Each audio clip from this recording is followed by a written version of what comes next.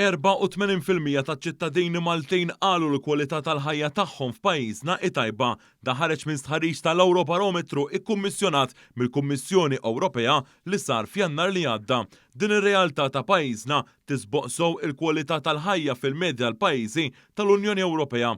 Iżjed minn hekk l-istħarriġ Ewropew seħħ qabel bdiet u bdiet tinħass il-miżura ta' fejda mill-Gvern imsejħa stabilta li mill-bidu frar rat aktar minn 400 prodott tal-ikel essenzjali jittraħsu u jibqu stabbli sa Ottubru li ġej.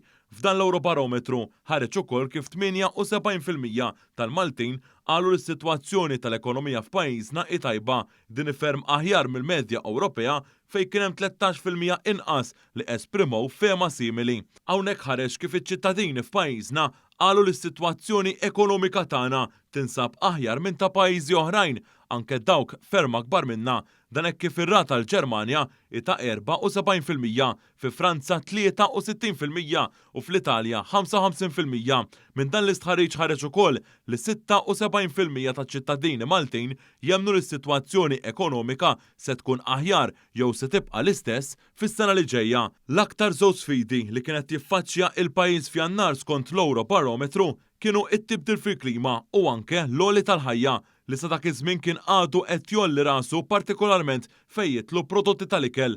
Il-Maltin u l-Awċin li ġew intervistati f'dan l-Eurobarometru esprimu wkoll fiduċja akbar fil-Gvern Malti mill-medja Ewropea. Fl-istess ħin li 52% kienu meħsiebhom se jivvutaw fl-elezzjonijiet tal-Parlament Ewropew fit-8 ta' Ġunju li ġej.